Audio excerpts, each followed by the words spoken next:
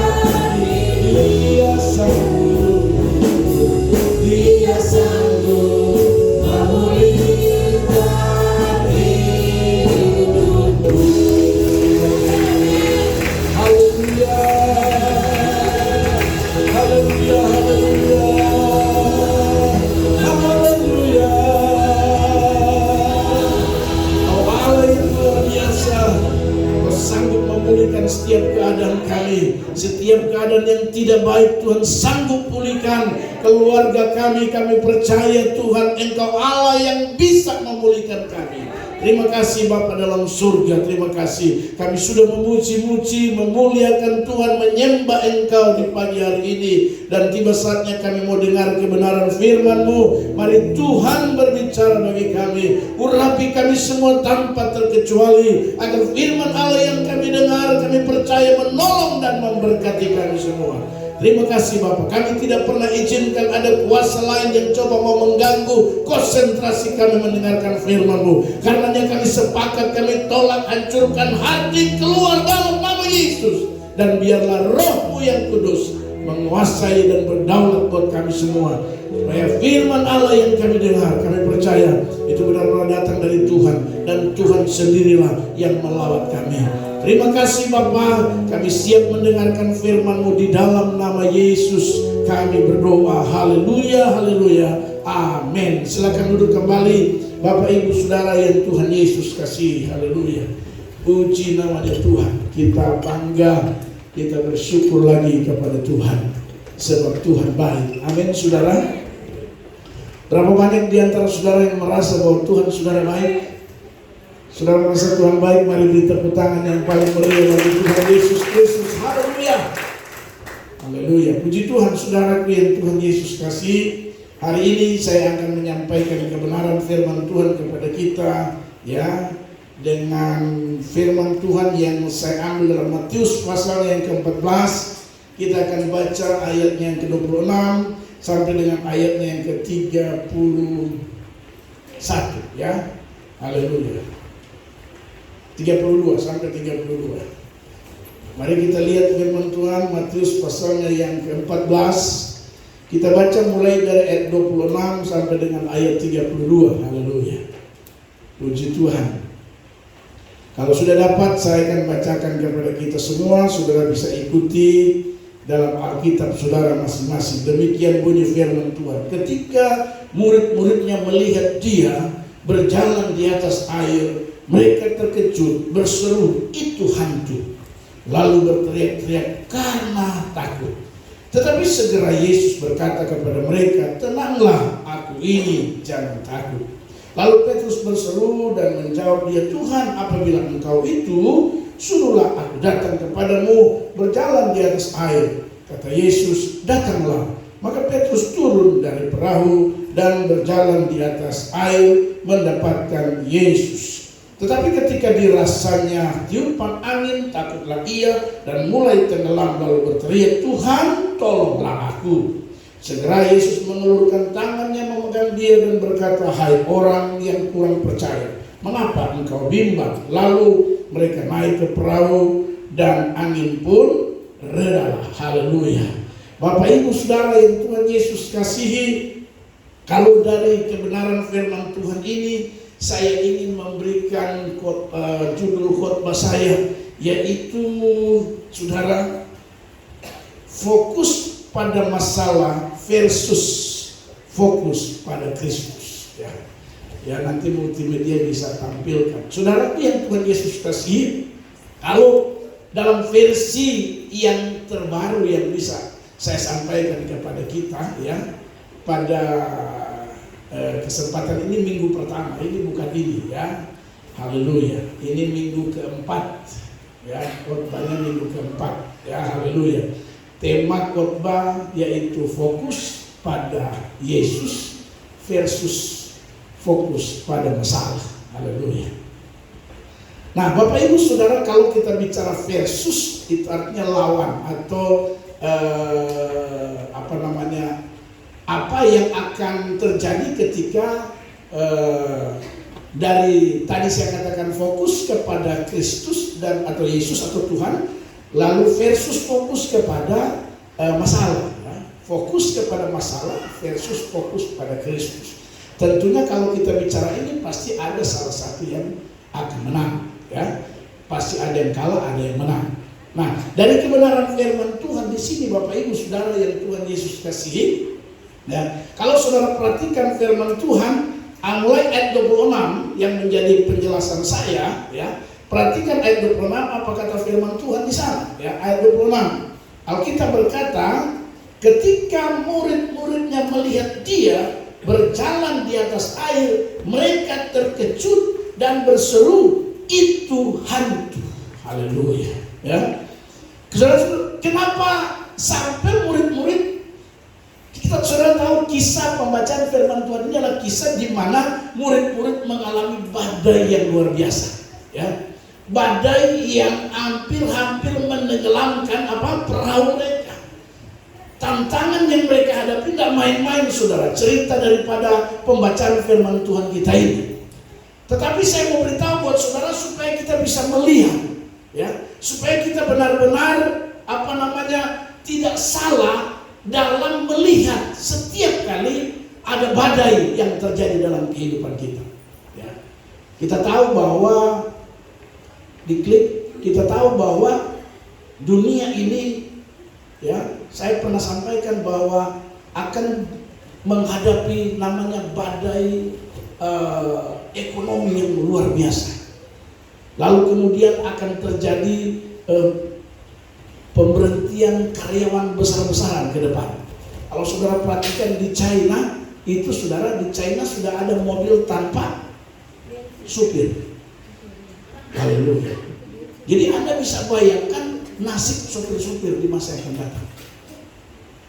Karena di sana sudah ada mobil jalan tanpa supir. Nanti kemudian ke depan saudara akan lihat bahwa di toko-toko sudah tidak ada karyawan. Kira-kira bagaimana nasib karyawan-karyawan? Haleluya. Dan ini yang disebut dengan badai ekonomi di masa akan datang. Tetapi kita tidak perlu heran sebagai anak-anak Tuhan. Kenapa saudara? Karena anak-anak Tuhan, Alkitab telah memberi jaminan. Dan itu sudah ditulis dalam surat Paulus kepada jemaat yang ada di Timotius. Dikatakan bahwa pada akhir zaman akan datang masa yang sukar. Jadi kita tidak perlu kaget. Dan firman Allah itu sedang digenapi. Haleluya. Bahwa di akhir zaman akan datang masa yang sukar. Suka tidak suka, mau tidak mau, saudara dan saya harus hadapi. Harus kita jalani, saudara. Masa yang sukar itu. Haleluya. Sama halnya dengan apa yang menerpa murid-murid Tuhan Yesus pada saat itu. Ya. Perhatikan, ya, hal ini ditandai dengan munculnya gelombang PHK dari perusahaan-perusahaan teknologi kelas dunia dan diikuti dengan banyak perusahaan-perusahaan startup yang gulung tikar. Haleluya.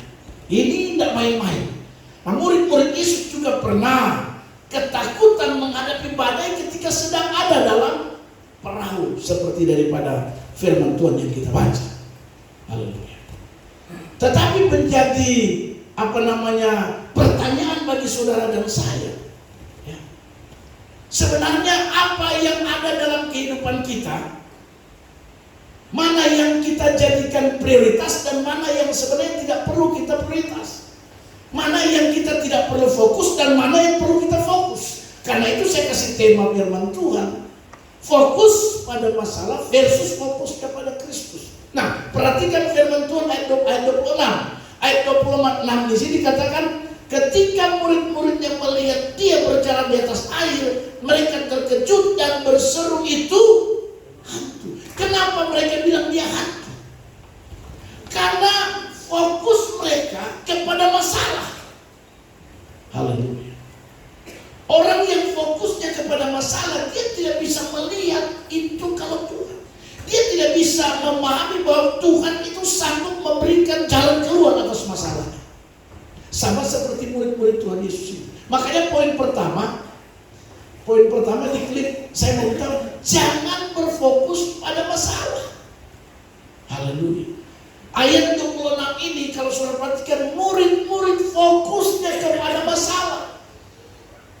Badai yang mereka hadapi itu yang mereka fokus. Sampai-sampai saudara, Tuhan datang menolong, mereka bilang Tuhan itu apa?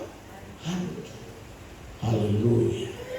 Jadi Bapak Ibu Saudara, Kalau saudara menghadapi badai apapun, masalah apapun dengan baik, fokusmu bukan pada masalah. Tapi mari fokus kita kepada siapa? Kepada Kristus. Kalau fokus kita pada Kristus, saya pastikan ada jalan keluar di sana. Tapi kalau fokus kita kepada masalah, Tuhan pun kita bisa bilang hantu. Haleluya. Dan bukan tidak mungkin kita bilang begini, firman Tuhan itu tidak betul. Kenapa? Karena fokus kita sudah pada masalah. Kalau kita sudah fokus pada masalah, maka kita akan menyalahkan siapapun. Haleluya. Tapi kalau fokus kita pada Kristus, makanya saya kasih tema fokus pada masalah versus fokus pada Kristus. Artinya pasti ada yang menang, ada yang kalah di sini. Haleluya. Murid-murid ini, sudah lihat, mereka betul-betul waktu badai datang menerpa perahu mereka, mereka tidak lagi ada fokus pada Tuhan. Haleluya. Tapi fokus mereka hanya kepada masalah. Fokus mereka hanya kepada persoalan yang tengah mereka hadapi, saudara. Tuhan Yesus mengajar agar kita jangan berfokus pada masalah. Kenapa? Karena itu bukan solusi yang terbaik. Saya mau tanya buat saudara, kalau Anda fokus pada masalah, kira-kira ada jalan keluar? Tidak ada. Haleluya. Jadi kita harus berfokus pada Tuhan. Amin, saudara. Kenapa? Karena Tuhan kita lebih besar daripada masalah kita. Murid-murid Tuhan Yesus ini fokusnya pada masalah. Saya ulang-ulang lagi bilang, ya, waktu badai menerpa mereka, waduh mereka, ini bagaimana ini? Sudah mau tenggelam. Saya bisa bayangkan saudara, coba saudara bayangkan, imajinasi saudara dimainkan, berpikir ketika Anda sedang dalam badai seperti murid-murid itu. Waduh, haleluya. Ditambah Anda tidak tahu berenang. Wah, itu celaka. Anda di atas perahu, badai datang besar, Anda tidak tahu berenang. Coba Anda bayangkan. Saya membayangkan, kenapa? Karena saya juga kurang pintar berenang. Betapa takutnya saya. Kemarin saya coba berenang. Saya kebetulan Pak Evan antar, dia punya ponakan yang namanya Acong ya. Haleluya. Saudara, saya tarik dia menangis. Kenapa? Karena dia takut tenggelam, tidak tahu berenang. Badan besar. Wah, ini anak tidak tahu berenang, menangis.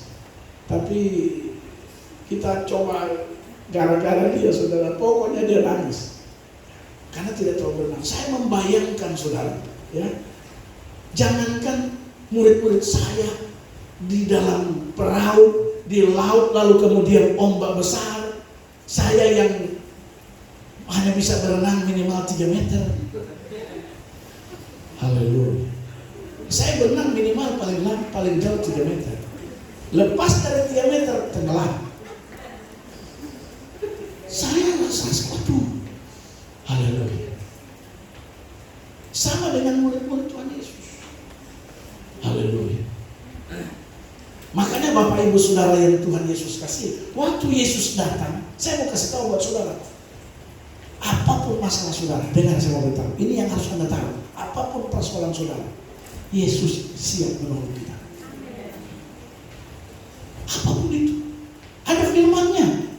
Marilah kepadaku, kamu yang berberat dan berletih, aku akan memberi. Tapi waktu kita menghadapi masalah, ingatkah saudara firman itu? Anda cuma ingat satu ayat.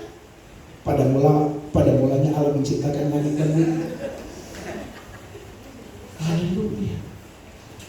Fokus kita hanya kepada masalah. Semua tenggelam ini. Perahu tenggelam, tidak tahu berenang. Bagaimana? Padahal Yesus ada di situ.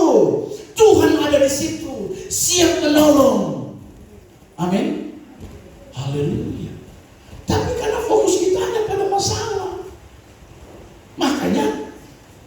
Bisa-bisa firman yang kita tahu pada saat menghadapi masalah, karena fokus kita hanya pada masalah, firman dilupakan semua. Haleluya. Puji Tuhan kalau Anda ingat firman, saudara masih bersyukur. Tapi kalau sama sekali sudah tidak ingat firman, seperti khotbah saya beberapa minggu yang lalu, ya, begitu kompleksnya masalah yang dihadapi oleh manusia. Jalan satu-satunya kita bisa mengalami kemenangan hanya dengan apa? Firman Tuhan. Haleluya. Hanya dengan firman Tuhan. Makanya kita perlu banyak memahami firman Tuhan. Amin, saudara. Banyak tahu firman Tuhan. Haleluya. Jangan cuma tahu satu saja firman Tuhan. Ya. Terus yang dia hafal lagi Matius 1 ayat 1 sampai ayat silsilah kelahiran Tuhan Yesus Kristus. Ada memperanakan ini memperanakan ini. Orang datang dengan berbagai masalah, Anda jawab, ada memperanakan ini. Haleluya. Bapak Ibu Saudara yang Tuhan Yesus kasih, itu poin pertama yang saya mau bagikan bagi saudara. Ya, dari tema khotbah saya, fokus pada masalah versus fokus kepada Kristus. Yang pertama, dengar baik, saya ulang lagi, jangan fokus pada masalah. Mari hidup kita ini fokus pada Tuhan. Sebesar apapun persoalanmu, kita semua ini, saudara, berapa banyak yang ada, kita semua sedang menghadapi persoalan yang berbeda-beda. Kita semua sedang menghadapi masalah, tapi memang berbeda-beda. Kita semua sama seperti murid-murid sedang menghadapi bencana. Mungkin bencana ekonomi, mungkin bencana kesehatan, mungkin bencana datangnya dari luar, mungkin bencana sakit hati, mungkin bencana dikecewakan. Semua kita menghadapi itu. Tapi dengar baik, selama Anda fokus pada masalah itu, dengar, tidak ada jalan keluar. Malah makin besar, makin mempengaruhi hidup Anda untuk melakukan hal-hal yang negatif. Haleluya. Tapi mari kita mulai fokus pada Kristus. Sebenarnya Yesus ada di sana. Apapun masalah yang kita hadapi, ada Yesus di situ. Ada maksud dan rencananya di sana. Roma berkata, segala sesuatu yang terjadi dalam hidupmu dan hidupku, masalah apapun, itu untuk mendatangkan apa? Kebaikan. Haleluya. Yang pertama, kebaikannya iman kita mungkin jadi lebih kuat. Yang kedua, kebaikannya apa? Kita bisa tahu kita salah atau benar. Yang berikut, makin memperkuat saudara dan saya untuk tetap semangat dalam mengiring Tuhan. Ada maksud Tuhan, ada Tuhan di sana, saudara. Amin. Haleluya. Jadi yang pertama, jangan fokus pada masalah. Suami-suami jangan fokus pada masalah. Ya, kalau istrimu ya memang sekarang ini kan semua serba palsu. Pernah saya bilang kan palsu, alis palsu, ya, bulu mata palsu, semua palsu. Padahal kalau orang mau beli, rata-rata orang cari yang original. Haleluya. Kalau anak saya yang tua, banyak palsunya. Alis palsu, tapi anak yang kedua banyak orinya. Cek dia punya alis, ya itu masih asli itu. Tapi kalau Gisel, oh sudah, naik dia. Haleluya. Tapi kalau Vela masih seperti waktu lahir. Saya bilang, kok cukur sudah kasih naik ke Tesla? Dia bilang tidak mau, biar saja begini. Itu Vela. Jadi kalau lihat Vela itu masih banyak aslinya. Haleluya. Kita ini, saya heran, orang lain senang yang ori, tapi ibu-ibu senang yang palsu. Haleluya. Ya, padahal udah jelas-jelas kalau palsu itu kurang ya. Saya rasa palsu banyak orang tidak suka. Ya. Tapi ibu-ibu akhir zaman ini, haleluya, ya, palsu. Ya. Mami Gembala mulai hilang-hilang kepalsuannya. Haleluya. Haleluya. Ya. Bapak Ibu Saudara, saya bilang ibu Gembala, rambutnya semua putih semua. Dia bilang, biarkanlah putih. Saya mau ikut Mama Billy saja. Haleluya. Saya bilang, cet. Itu sebut. Kalau Mama Billy bisa, kenapa saya tidak bisa? Haleluya. Bapak Ibu Saudara, dan kadang-kadang pernah saya sampaikan minggu kemarin, kadang-kadang itu yang saya bilang kan, yang membuat kita ini seringkali memikul salib lebih berat karena kita sendiri yang buat. Haleluya, ya, kita sendiri. Jadi Bapak Ibu Saudara yang Tuhan Yesus kasih, mari, poin ini penting sekali. Saya mau ingatkan kepada kita, bapak-bapak ingat, saya ulangi lagi, ya, hadapi istrimu, fokuslah pada Tuhan, fokus pada Kristus, bukan fokus pada masalah. Bapak-bapak, amin. Bapak-bapak, amin. Haleluya. Sebab kalau ada fokus pada perbuatan istrimu, pusing kita, bisa marah-marah. Haleluya. Ini uang tomat kenapa kau pakai lipstick? Haleluya. Ya. Uang tomat. Saya kan sudah rincikan uang tomat, uang lipstick. Kenapa lari ke lipstick? Lari ke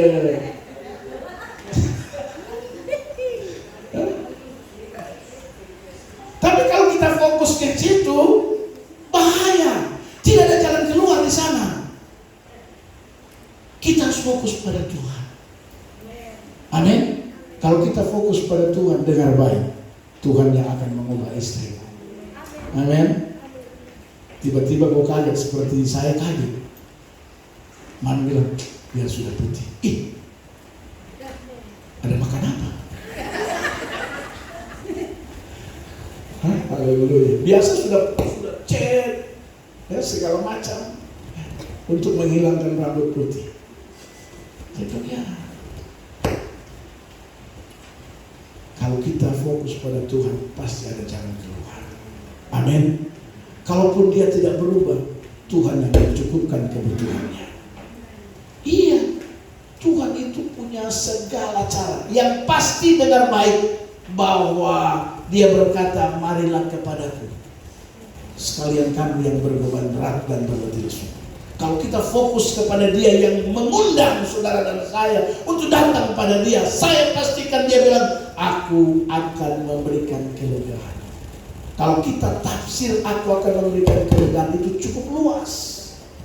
Artinya bahwa pasti ada jalan, pasti ada solusi manakala saudara dan saya berfokus pada Tuhan ketika diperhadapkan dengan badai masalah persoalan. Sebaliknya kalau kita fokus pada masalah, itu bahaya. Ya.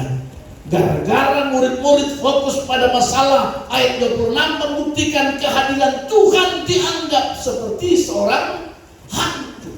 Karena memang kadang-kadang kalau kita bicara Tuhan dan hantu itu beda.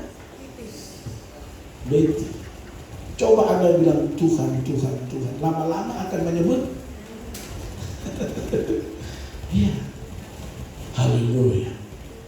Jadi Bapak Ibu Saudara yang Tuhan Yesus kasih, yang pertama, jangan fokus pada masalah. Yang kedua, jangan apa? Mari kita lihat ayatnya yang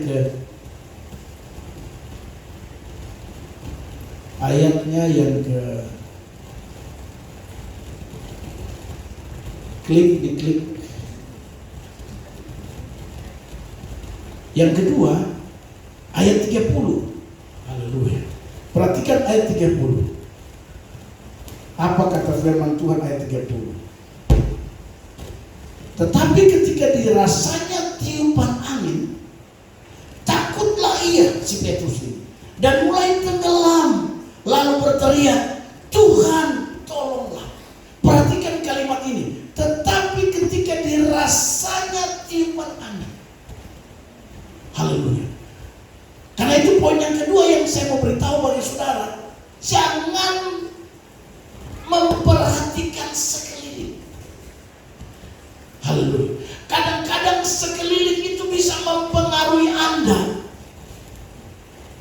Dan akhirnya Anda tidak lagi berfokus pada Tuhan, tapi Anda berfokus kepada sekeliling. Suara-suara sumbang itu kadang-kadang mempengaruhi kita untuk tidak bisa berfokus kepada Tuhan. Perhatikan si Petrus. Alkitab berkata ketika dirasanya tiupan angin. Itu bicara situasi keadaan yang ada di sekitar kita. Haleluya. Dan situasi keadaan di sekitar kita itu bisa mempengaruhi kita kehilangan iman. Kita tidak lagi berfokus kepada Tuhan gara-gara sekeliling. Ada kan orang kalau ada begitu dapat masalah, saudara, begitu dapat masalah, kadang-kadang sekeliling kita itu tidak memberikan energi positif. Kadang-kadang sekeliling kita itu malah ada yang bilang, daripada kode dia, kau sudah tersiksa, kau sudah menderita begitu. Ada banyak di tempat lain, ada banyak suku lain. Ini kan energi yang negatif. Ketika kita diperhadapkan dengan masalah yang berat, dengan baik, jangan memperhatikan sekeliling. Amin, saudara. Karena kadang-kadang sekeliling kita itu bisa mempengaruhi kita. Akhirnya kita tidak lagi fokus kepada Tuhan, tidak lagi fokus kepada firman Allah. Fokus kita hanya pada apa yang kita dengar di sekeliling kita. Seperti yang dialami oleh Petrus. Dia rasa, waduh ini ada angin ini. Alkitab bilang begitu dirasanya ada angin. Arti rohaninya seperti ini.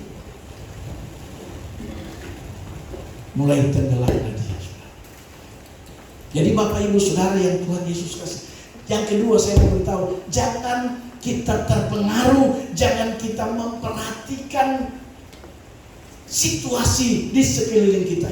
Karena tidak selamanya situasi di sekeliling kita itu menguntungkan kita dalam menghadapi setiap masalah dan persoalan. Apalagi kalau dia ingin menjatuhkan kita, dia sentimen dengan kita. Oh, hati-hati.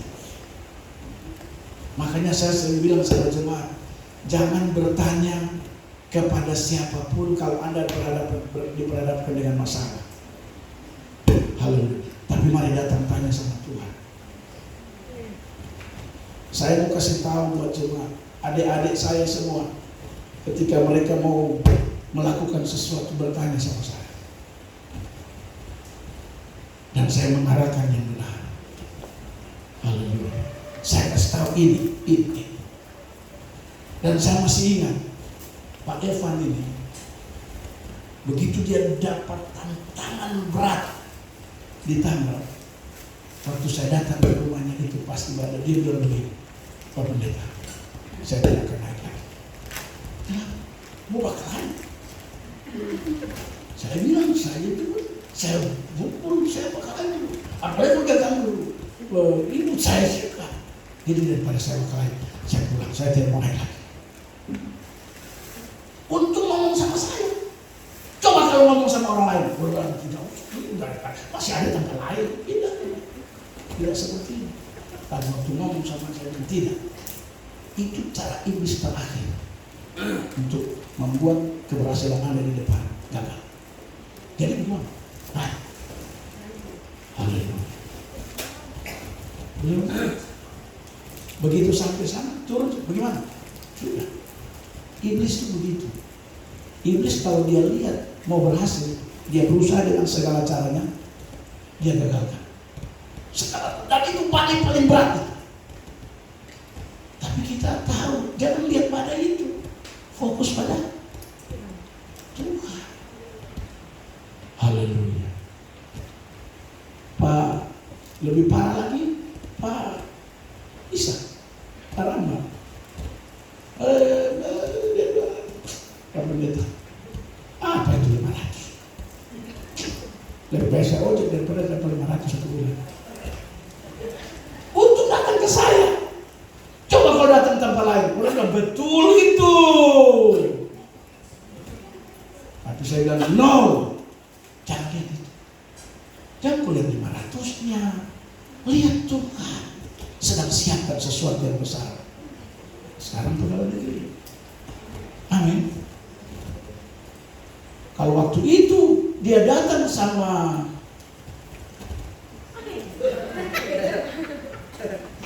Pak Alex, pasti Pak Alex bilang gini, sama-sama aja tuan dua.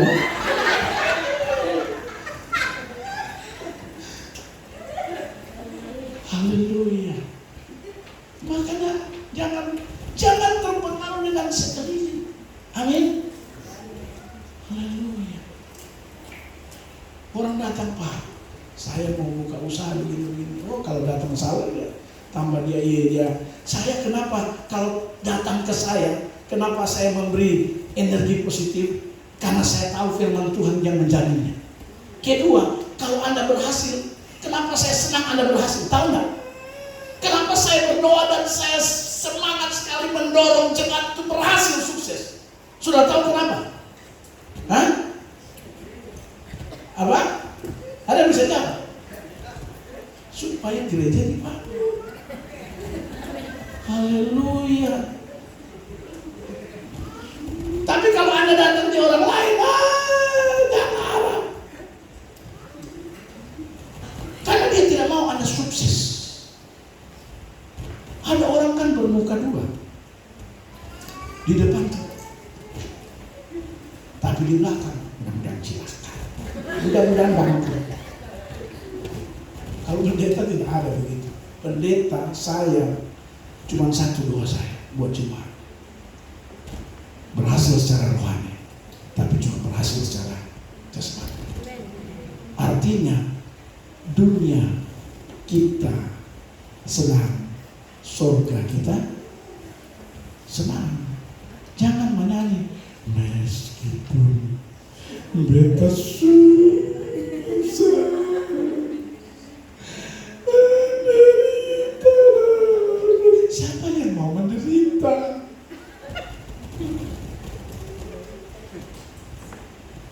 Ada yang mau menderita? Supaya saya berdoa sekarang. Ya, haleluya.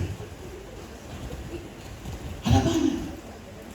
Pak Silas ini bergabung dengan saya, tinggal pindah-pindah. Pindah sana, pindah sini. Padahal kerja di Petro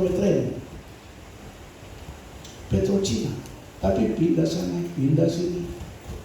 Gabung dengan kami. Pak Pendeta, kenapa? Saya sampai sekarang belum ada rumah.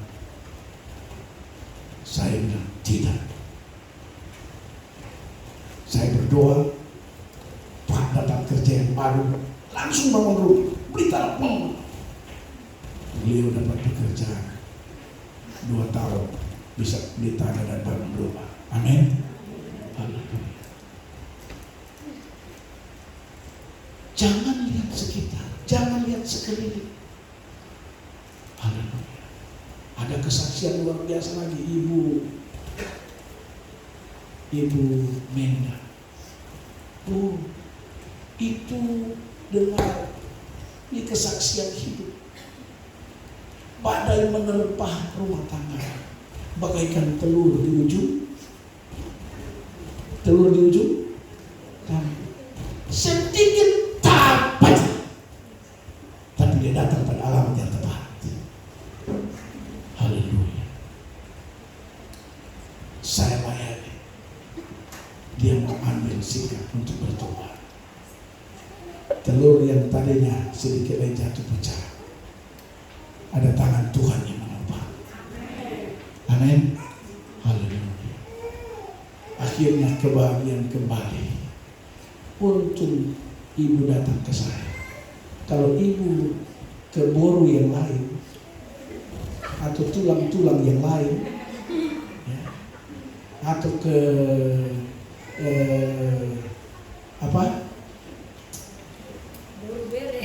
bere ya, haleluya. Ini bahaya. Oh pastilah tidak apa-apa. Kalau sudah begitu ya sudah. Haleluya. Tuhan pulihkan. Amin. Haleluya. Jadi Bapak Ibu Saudara yang Tuhan Yesus kasih, yang kedua, kita tidak boleh terpengaruh, jangan memperhatikan sekeliling. Jangan terpengaruh dengan situasi yang ada. Tapi mari fokus pada Tuhan. Haleluya. Saya terlalu percaya. Makanya ayat 30 itu saudara, Petrus begitu dirasanya ada angin. Itu artinya dalam pengertiannya dia mulai merasakan ada sesuatu yang mempengaruhi cara pandang dia, mempengaruhi imannya, mempengaruhi pikirannya, mempengaruhi perasaannya. Ketika dirasanya ada tiupan angin, tenggelam lagi. Haleluya. Jadi kalau saudara dan saya fokus pada keadaan di sekitar kita, itu bahaya. Haleluya. Itu bahaya. Tapi mari Bapak Ibu Saudara, kita mau fokus pada Kristus. Amin. Kita memperhatikan Kristus, bukan memperhatikan keadaan di sekeliling. Saya mau kasih tahu, keadaan di sekeliling saudara dan saya mau tanya buat saudara, saya pastikan Anda akan jawab sama seperti jawaban saya, bahwa keadaan di sekitar tidak ada yang menguntungkan. Haleluya. Jadi apa yang Anda rasa sama dengan apa yang saya rasa. Haleluya. Keadaan, kalau kita perhatikan keadaan di sekitar, hampir-hampir tidak ada yang menguntungkan. Bisa dibilang rata-rata merugikan. Haleluya. Makanya jangan sampai kita fokus memperhatikan keadaan itu. Tapi mari kita memperhatikan apa kata firman Tuhan. Amin saudara. Haleluya. Kita dengar saja apa yang firman Tuhan bilang. Perhatikan ya. Fokus hidup hanya kepada Yesus yang berjanji menyertai kita dan memberikan jalan keluar tepat pada. Fokus saja sama Dia. Jangan terpengaruh dengan situasi. Karena situasi tidak menguntungkan. Coba di tempat pekerjaan saudara.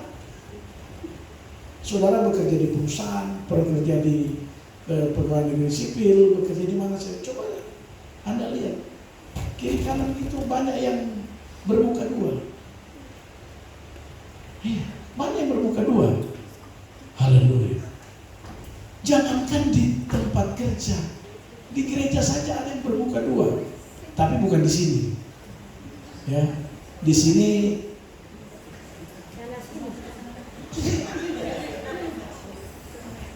saudara jangan jawab sendiri. Haleluya. Ya. Di gereja saja saudara banyak yang bermuka dua. Ya, tapi ya saya sedang bicara bukan di sini, di sana. Haleluya. Apalagi kalau ada kepentingan, sio, mukanya tuh manis seperti gula. Haleluya. Apalagi di tempat kerja saudara, kalau kita perhatikan itu kan bahaya, tidak menguntungkan, tidak ada jalan keluar di sana.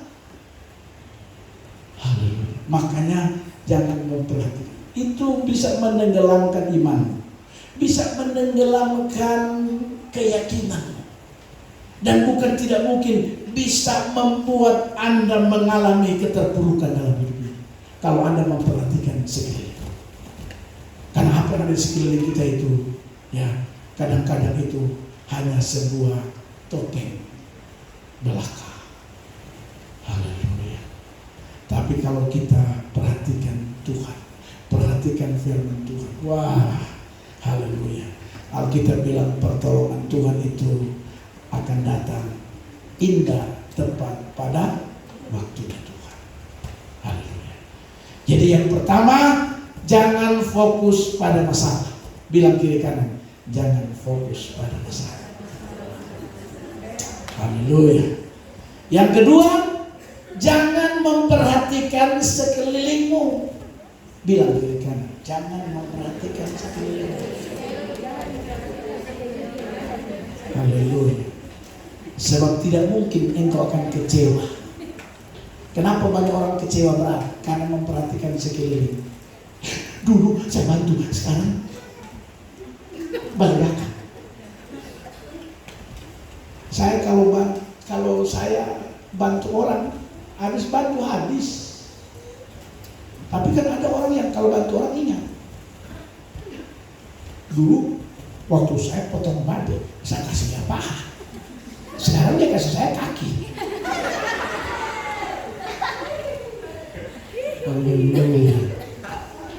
Dulu waktu dia bikin acara, saya bawa 5 ekor. Kenapa sekarang ke 1 ekor ya? Jangan lihat sekeliling, kau akan kecewa. Jangan perhatikan. Haleluya. Tapi mari kita melihat Tuhan. Anak-anak muda dengar, saya mau kasih tahu, jangan lihat sekeliling. Haleluya. Anak muda kalau banyak uang, dong badeka. Pas kau tidak ada uang, dong jauh. Haleluya. Jadi yang kedua, jangan memperhatikan sekeliling. Haleluya. Yang ketiga sekaligus yang terakhir, ayatnya yang ke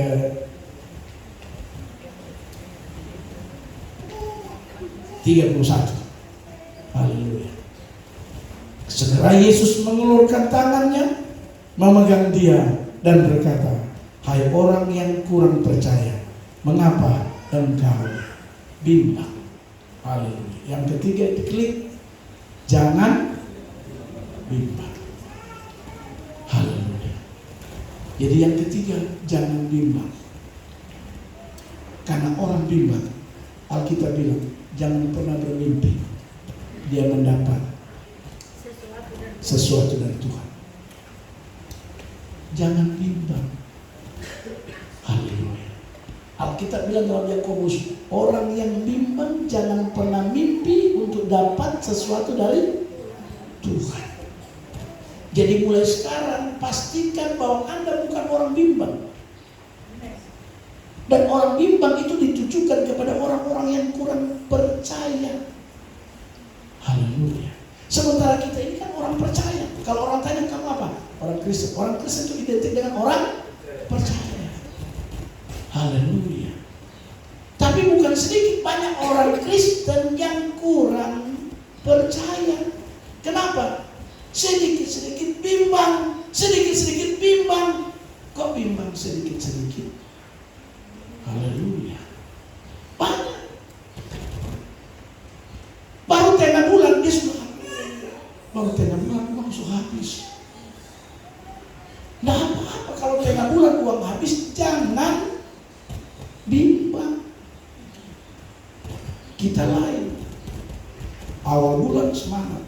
Yes. Glory bagi Tuhan. Pas tanggal 20-an dia mulai bimbang. Haleluya. Tidak boleh bimbang. Amin. Saya ini belajar, berusaha untuk tidak bimbang. Dalam kondisi tidak ada, saya tidak pernah bimbang. Dan kalau hati saya bilang berbuat ini, saya berbuat itu. Haleluya. Saya belajar untuk tidak bimbang. Meskipun keadaan orang bilang air sudah dihidup, tapi saya tahu tidak. Karena bagiku bahaya kalau saya jadi orang bimbang. Saya tidak akan dapat apa-apa dari Tuhan. Tidak pernah bimbang. Saya lakukan apa yang Tuhan suruh. Buat ini, bikin ini, bantu ini, tolong ini, nabur ini. Itu yang saya lakukan. Haleluya. Dan untuk pertama kali saya sampaikan, saya bersaksi buat saudara. Untuk pertama kali dalam keadaan yang galau, pendeta juga bisa galau ya. Dalam keadaan yang pikiran guna-guna. Kenapa? Karena desakan para debt collector. Saya Tuhan, tapi saya tidak bimbang. Saya percaya. Saya yakin. Saudara tahu, tiba-tiba Tuhan datang bawa berkat buat saya. Haleluya. Saudara tahu berapa Tuhan bawa berkat kepada saya karena saya tidak bimbang? Waktu saya buka, saya kaget. Udah 107 juta. Tuhan tolong saya. Tak main-main. Saya dalam hati, Tuhan, ini apa?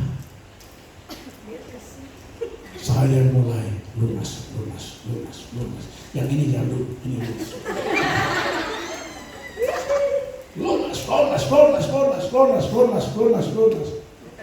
Yang ini jangan dulu. Haleluya. Karena tidak bimbang. Kalau orang bimbang, minta maaf. Haleluya. Siapa yang bawa kalau bukan Tuhan yang bawa? Amin. Kalau bukan Tuhan tidak mungkin. Coba kalau saya bimbang, saya juga sudah caranya bagaimana ini? Ini desakan berat ini bagaimana? Ini bagaimana? Kalau begitu kita ke ambil kur. Ini gali lubang tutup lubang. Tapi saya bilang tidak, saya tidak mau gali lubang tutup lubang. Yang saya tahu saya cuma bisa tutup lubang saja. Saya tidak mau gali lagi. Dan akhirnya Tuhan lakukan mujizat yang luar biasa. Haleluya. Amin. Damai-damai. Kenapa? Karena tidak bimbang. Kita belajar tidak bimbang. Jangan bimbang. Tuhan Yesus mengajar bahwa mujizat akan terjadi jika tidak bimbang dalam menghadapi masalah. Itu Tuhan mengajar kita. Haleluya. Kita percaya bahwa Allah sanggup menolong kita tepat pada waktunya, walaupun saat itu sepertinya belum ada jalan keluar. Walaupun saat itu mungkin ini bagaimana, tapi dengar baik, pertolongan Tuhan itu selalu indah dan tepat pada waktunya Tuhan. Haleluya. Orang bisa datang dan saya sampai kadang, saya waktu itu saya bilang, ini apa ini? Ini saya pikirin, saya sampai bingung, ini apa? Apakah ini pembangunan? Karena saya harus pisahkan mana pembangunan, mana tidak. Ini ada anak Tuhan bisa kasih persepuluhan sebesar itu. Ini orang anak Tuhan yang sudah tidak tamak dengan harta. Anak Tuhan yang model begini, anak Tuhan yang sudah tidak peduli lagi dengan harta. Yang dia pikirkan hanya harta di surga. Di mana hartamu berada, di situ. Haleluya. Ada anak Tuhan yang bisa bawa berkat perpuluhannya sebesar 107 juta. Artinya dia punya keuntungan berapa? Berapa Pak? Kalau hitung-hitungan Pak Evan orangnya. Berapa itu? 1.070 juta keuntungan salah satu anak Tuhan di sini. Haleluya. Tapi saya tidak perlu sebut namanya. Nanti kapalannya besar. Haleluya. Tidak ditulis nama, ditulis non-name. Wih, luar biasa. Ada orang itu dia sudah.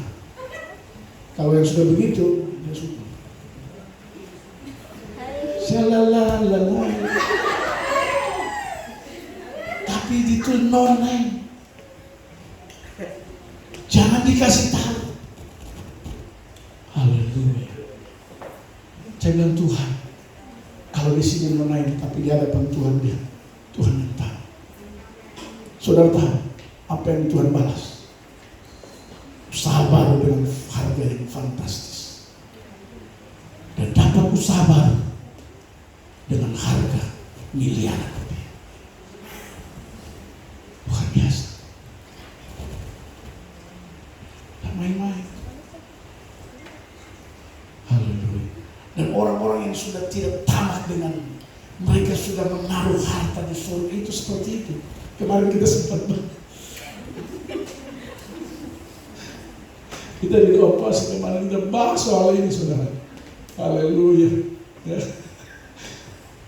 Tapi akhirnya Pak Evan sadar juga. Sampai bayangkan kita bahas sampai lubang jarum pun dibahas. Haleluya. Dan saya jelaskan terkait dengan lubang jarum yang benar itu. Karena ada banyak pendeta menjelaskan lubang jarum itu perumpamaan dan lain-lain sebagainya. Lubang jarum itu dari kebenaran firman Tuhan itu salah satu pintu masuk di kota Daud Yerusalem. Tapi dari 12 pintu yang besar itu pintu masuknya kecil, yang tingginya sekitar 1 meteran.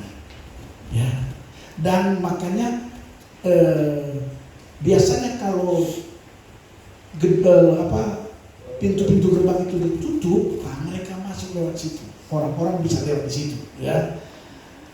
Dan tidak mungkin pernah kejadian ada orang memasukkan unta di situ. Tapi begitu menderita dan unta masuk, karena lubangnya pendek.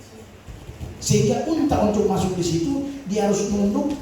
Kalau saudara pernah ke Timur Tengah, cara orang naik unta itu harus duduk begini, baru ini lagi begini. Ya, saya kasih tahu. Seperti itu, baru orang bisa naik. Nah, untuk unta bisa masuk di lubang jarum itu, dia harus seperti ini, baru bisa masuk. Dan waktu masuk juga bisa jadi unta punya di atas itu bisa kena di pintu itu. Sehingga Tuhan Yesus bilang begini, lebih mudah unta masuk di lubang jarum daripada orang kaya masuk ke surga. Kenapa dia bilang begitu? Karena jarang-jarang orang kaya mau begini. Jarang. Unta begitu, makanya unta itu lebih mudah, dia bisa masuk meskipun dia menderita, dia harus nunduk baru bisa masuk. Daripada orang kaya masuk surga, Tuhan Yesus bilang. Karena orang kaya rata-rata rombok. Haleluya. Rata-rata orang kaya mana mau nunduk? Oh, kalau dia sudah banyak uang, berani pendeta tidak perhatikan. Dia mulai bergaul ini, pendeta ini tidak bisa. Masa pendeta hanya perhatikan orang-orang susah, yang dia tidak perhatikan orang-orang macam kita? Nah, bahaya. Itu contoh penjelasan saya kemarin tentang lubang jarum itu. Ya. Kembali ke dalam pembacaan firman Tuhan kita. Yang ketiga, dengan baik, jangan jadi orang bimbang. Amin. Bilang kiri kanan, jangan jadi orang bimbang.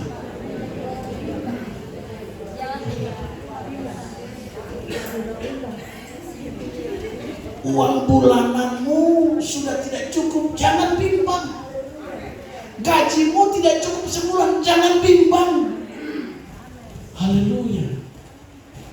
Istri-istri dengar, jangan kau bimbang dengan penghasilan suamimu.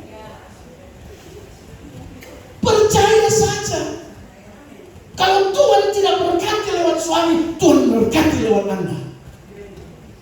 Kalau Tuhan tidak cukupkan lewat suamimu, karena suamimu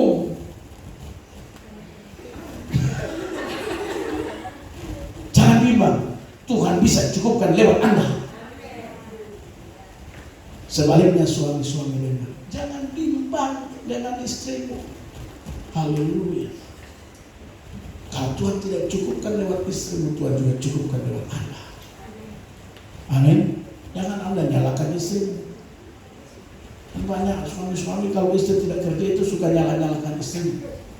Makanya coba kokak, istri orang lain kerja, 2 orang pengayuh, ketua rumah tangga 1 orang pengayuh. Jangan bimbang. Istrimu bisa Tuhan pakai berkat meskipun dia di rumah. Amin. Haleluya. Jangan paksakan istrimu hari-hari di pasar. Bangun pagi sudah di pasar. Ya.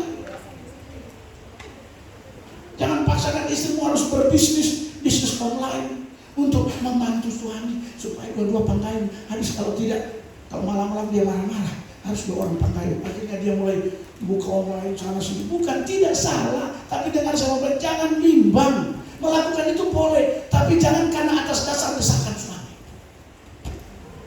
Haleluya, amin. Kalau itu memang maunya dia, ya itu tidak masalah.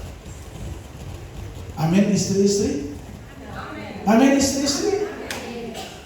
Haleluya. Kan banyak suami yang begitu. Lihat istri orang lain kerja, dia banding-bandingkan.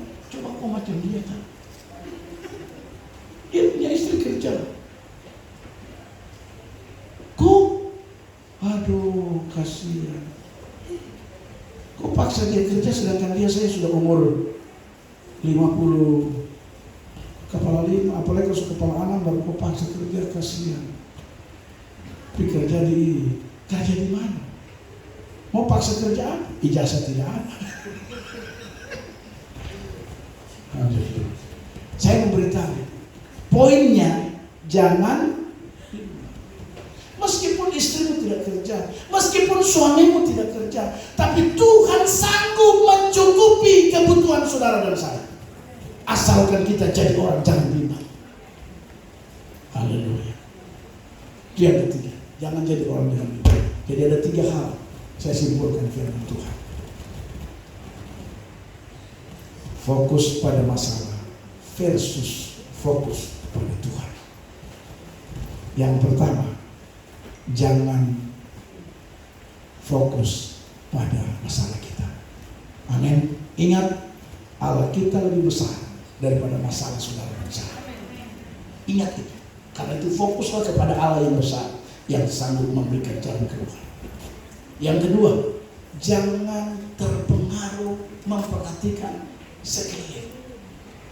Ingat, realita membuktikan bahwa di sekeliling kita, keadaan di sekeliling kita, orang-orang di sekitar kita seringkali hanya bisa membuat kita kecewa dan tidak memberikan energi positif. Haleluya. Jadi jangan perhatikan, mending datang pada Tuhan. Amin. Fokus pada Tuhan, datang pada Dia. Haleluya. Melalui hamba-hambanya. Jangan. Kita akan banyak mengalami kecewaan kalau kita memperhatikan sekeliling. Kenapa? Karena di sekeliling kita kadang-kadang tidak sesuai dengan apa yang ada pada pikiran kita dan hati kita. Hampir semua orang punya ekspektasi yang terbaik dalam hidupnya, tetapi realita yang dihadapi bukan yang terbaik. Karena itu membuat kita bisa kecewa. Murid-murid Tuhan sudah datang, dia bilang itu hantu. Haleluya. Dan yang ketiga, jangan bimbang. Usahakan jangan bimbang. Bimbang itu ditujukan sama orang-orang yang kurang percaya, bukan orang percaya. Kalau orang percaya pasti tidak bimbang. Tapi orang yang kurang percaya, mereka bimbang. Petrus murid Yesus, saudara dan saya murid Yesus. Itu disebut orang percaya. Tapi kenapa Petrus bisa Tuhan bilang kurang percaya? Karena dia bimbang. Saya berharap kekristenan kita, kekristenan yang percaya, bukan kurang percaya, alias suka bimbang. Haleluya. Amin buat firman Tuhan. Tuhan Yesus memberkati kita sekalian. Mari pemain musik singer maju ke depan. Haleluya.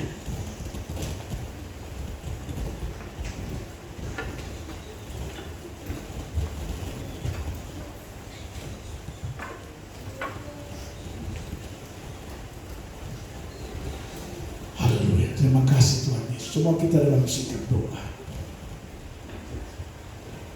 Haleluya. Semua kita pasti punya masalah dan persoalan. Sama seperti murid-murid Yesus menghadapi badai. Mungkin badai keluarga, badai ekonomi. Haleluya.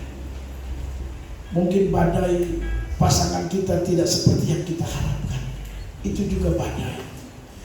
Haleluya. Sehingga mungkin saudara bisa berkata, aku menyesal. Itu badai yang terjadi dalam keluarga saudara dan saya. Tapi dengar saya berkata, jangan fokus pada badai dan masalah itu. Fokuslah pada Tuhan saudara.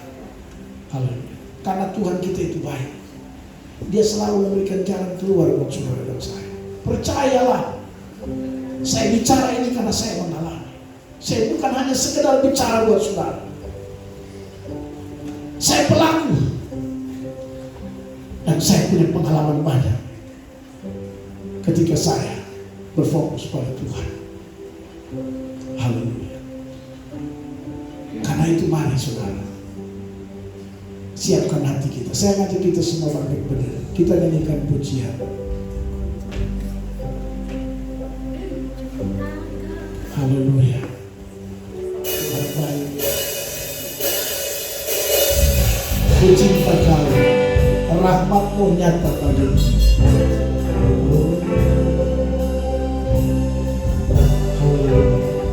Sama-sama kita nyanyikan pujian karena Tuhan baik. Ku cinta, rahmat-Mu nyata bagiku.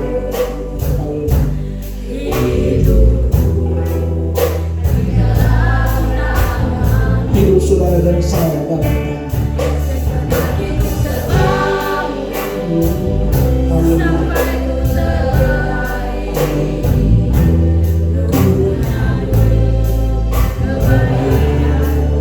sekali lagi.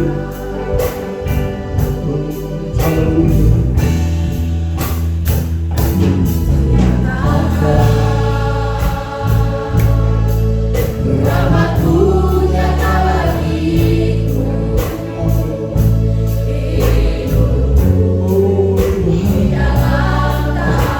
Hidup saudara dan saya di tangan Tuhan, bukan di tangan siapa-siapa. Dari mulai kita bangun sampai kita terbaring. Haleluya. Oh yes Tuhan. Mari sama-sama.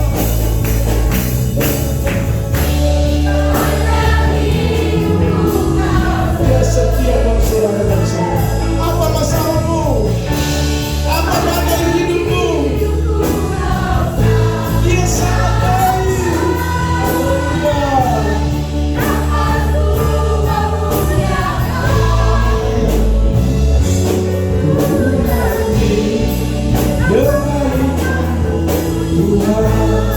Sekali lagi, sambil saudara dan saya bawa pergumulan saudara pada Tuhan.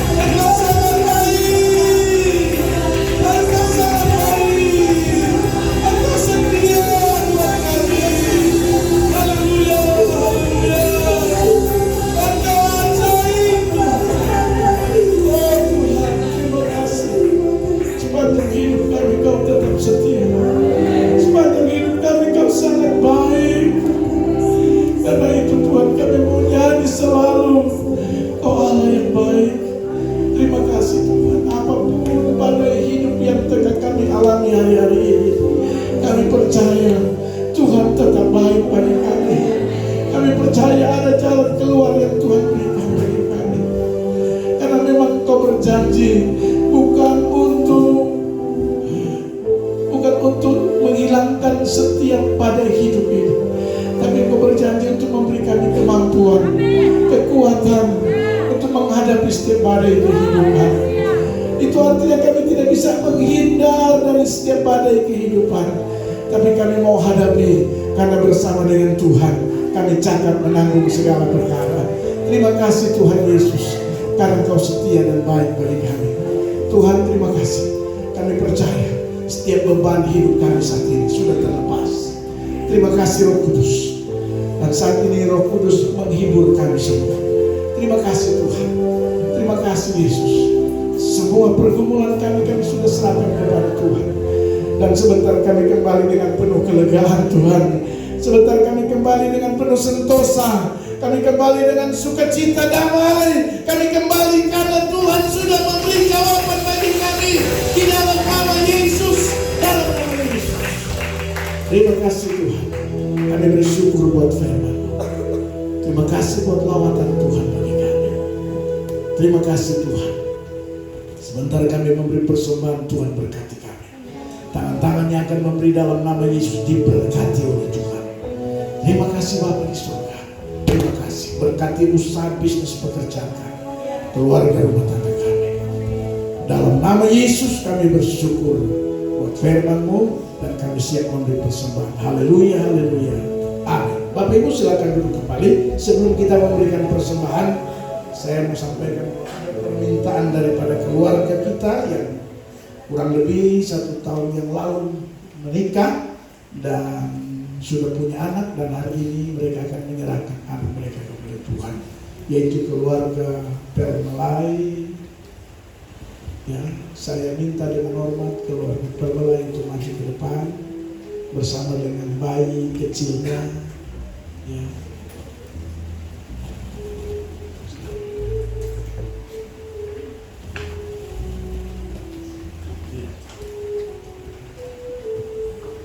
Inilah keluarga 1 tahun yang lalu kurang lebih atau lebih kita nikahkan, dan puji Tuhan telah dikaruniai seorang anak.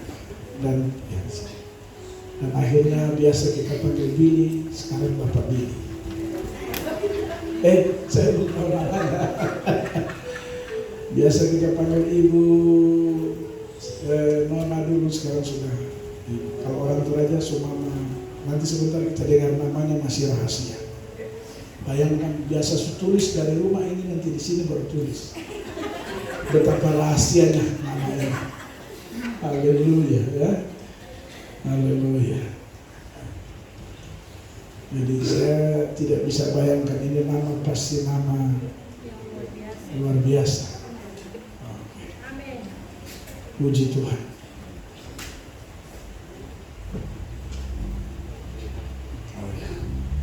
Haleluya.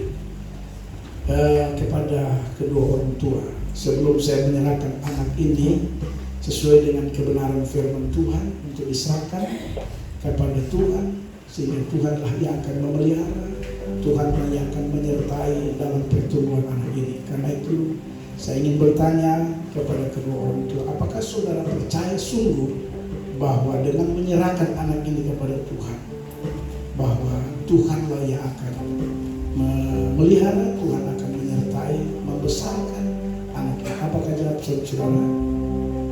Mari silakan ke depan. Bapak Ibu, saya mengajak kita semua berdiri, kita nyanyikan pujian. Silakan. Tolong jangan rendah lagi ya.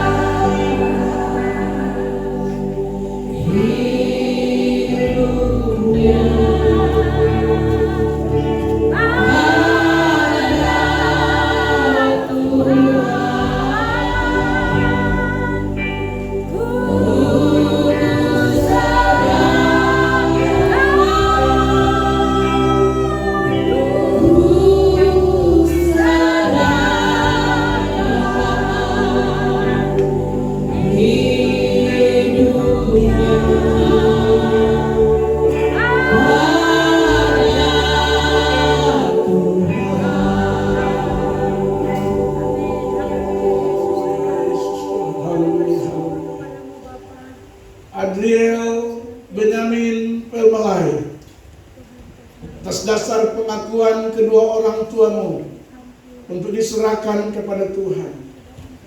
Karenanya selaku hamba Yesus Kristus di hadapan Allah dan jemaat, aku menyerahkan anak kekasih Adriel Benyamin Pelmelai di dalam nama Bapa, Anak dan Roh Kudus, dalam nama Tuhan Yesus Kristus. Allah dalam Yesus Kristus Tuhan kita akan senantiasa memelihara engkau, akan menyertai engkau, memberkati engkau dalam pertumbuhanmu sampai engkau dewasa. Di dalam nama Tuhan Yesus Kristus, Tuhan dan Juru Selamat kami sudah berdoa. Haleluya, haleluya. Amin.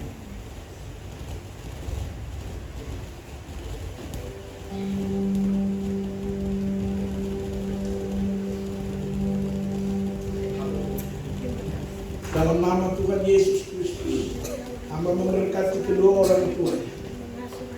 Biarlah Roh-Mu yang kudus menolong mereka, sehingga melalui kedua orang tua ini dapat menuntun anak kekasih Adriel Benyamin Pelmelai dalam pertumbuhan seturut dengan rencana dan kehendak Tuhan. Karenanya hamba berdoa, terimalah oleh-Mu berkat damai sejahtera, sukacita, berkat keberhasilan di masa yang akan datang, kemampuan dalam memelihara anak ini sampai anak ini menjadi dewasa.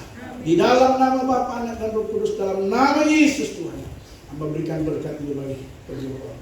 Haleluya, haleluya. Amin.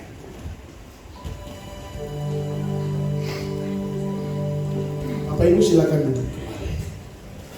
Haleluya. Puji Tuhan. Adriel Benyamin Pelmelai, luar biasa. Kiranya dia bisa menjadi anak yang benar-benar anak Tuhan di masa yang datang. Amin. Haleluya. Mirip dengan Benyamin Netanyahu, ya, seorang pemimpin besar di Israel. Saya bernubuat dia menjadi pemimpin besar di kalangan keluarga Pelmelai. Haleluya. Amin, saudara. Kita berdoa sekali lagi. Kami bersyukur oleh anugerah Tuhan. Tuhan perkenankan kami untuk melakukan kehendak firman-Mu, yaitu menyerahkan anak kekasih kami Adriel Benyamin Pelmelai. Terima kasih Tuhan. Terima kasih Yesus. Kami percaya genapilah janji firman-Mu ketika kami melakukan